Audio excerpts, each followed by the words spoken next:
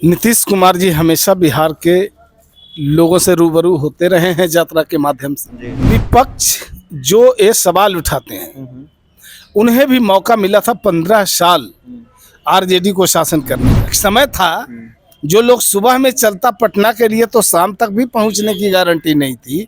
आज बिहार के एकदम सुदूर इलाकों से भी पटना राजधानी में 3 घंटे में पहुंच जा रहे हैं। जब 2025 का चुनाव सामने आएगा, एनडीए 2025 के लक्ष्य को पार करेगा, तब इनको समझ में आएगा। नमस्कार, आप देख रहे हैं निष्कर्ष भारत और मैं शुभम। मेरे साथ हिमराज जी हैं जो कि जेडीयू प्रवक्ता मेरे साथ हैं। उनसे बात करने की आज कोशिश करते हैं कि सर, तेजस्वी जी यात्रा पे निकल रहे हैं, नीतीश जी भी निकल रहे हैं, क्या कहना चाहेंगे आप? नीतीश कुमार जी हमेशा बिहार के लोगों से रूबरू होते रहे हैं यात्रा के माध्यम से जी। और ये यात्रा शुरू करते हैं तो पूरा भी करते हैं। चूंकि जनता से किए गए वादों को उन्होंने पूरा किया है, बिहार को बदला है, बिहार की तस्वीर और तकदीर बदला है। और जो जनता से रूबरू होते हैं उस दरमियान जनता की आवाज भी सुनते हैं, जनता की आकांक्षाओं को, जनता की भावनाओं को भी समझने की कोशिश करते हैं और उसी आधार पर योजना बनाते हैं और योजना को लागू करके बिहार की जनता तक पहुंचाते हैं। सर, विपक्ष का कहना है कि नीतीश कुमार सरकार पैसा बर्बाद कर रही है, अगर ये पैसा कहीं और लगा देते बिहार के योगदान में तो ज़्यादा ठीक होता। देखिए, नीतीश कुमार जी का संकल्प है कि बिहार को आगे बढ़ाने का, बिहार का विकास करने का।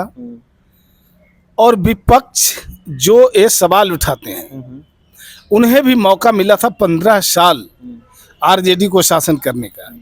तो आरजेडी ने अपने शासनकाल के दौरान क्या किया? जनता की गाढ़ी कमाई को लूटने का काम किया और लूटकर अपनी तिजोरी भरने का काम किया। नेता प्रतिपक्ष का कहना है कि पुल पे पुल टूटे जा रहे हैं, तो 15 साल 17 साल की तो मुखिया तो नीतीश कुमार जी है ना, तो पूछना तो मेरे को नीतीश कुमार जी से है ना।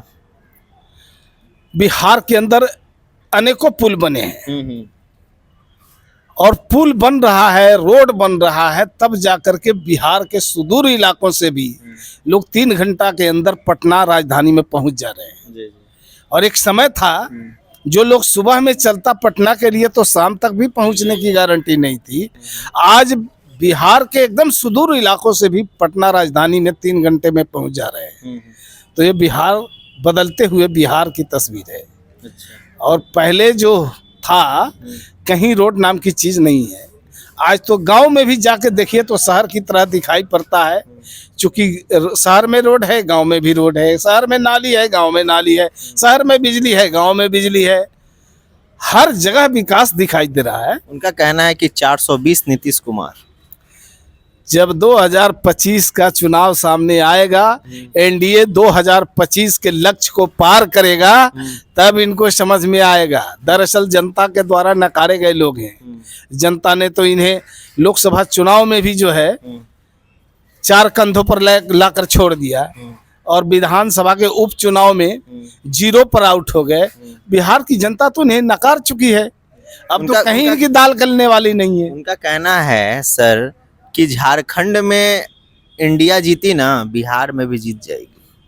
अब तो बिहार में जीत जाएगी ये सपना देख रहे हैं, लेकिन बिहार में जो रिजल्ट हुआ, लोकसभा चुनाव में 4 कंधों पर आके सवार हो गए और विधानसभा उपचुनाव में जो है 0 पर आउट हो गए।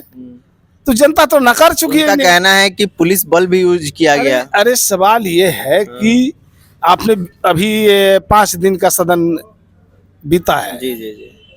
5 दिन का सत्र चला है सदन का। इसमें आपने देखा कि ये विपक्ष के नेता हैं। इनकी माँ राबड़ी जी विधान परिषद के नेता हैं, विधान सभा के विपक्ष के नेता हैं। और आपने देखा कि एक विपक्ष की जो भूमिका होनी चाहिए थी, विपक्ष अपनी भूमिका अदा करने में बहुत पीछे रह गया। क्योंकि विपक्ष को उम्मीद थी विपक्ष से कि वो ज्यादा से ज्यादा जन सरोकार से जुड़े हुए मुद्दों को उठाएंगे, सवाल खड़ा करेंगे। लेकिन इस बार देखा गया ठीक उसका उल्टा। सत्ता पक्ष के विधायकों ने ही अपनी सरकार से सवाल पूछते हैं, जन सरोकार से जुड़े हुए मुद्दों पर मांग करते हैं, लेकिन विपक्ष अपनी आवाज उठाने में पीछे रह गया, सवाल उठाने में पीछे रह गया। उनका कहना है कि विपक्ष का आवाज सुनेंगे तब ना हम आवाज उठाएंगे। अरे आवाज उठाने के लिए सबको स्वतंत्रता होती है, दरअसल इन्हें ज्ञान के अभाव में, और दरअसल क्या कहा जाए, जब इनके मुख्य नेता ही सदन से फरार हो जाते हैं, और जब जब बिहार में विपत्ति आती है, जब जब सदन में कोई महत्वपूर्ण मुद्दा आता है, ये फरार हो जाते हैं।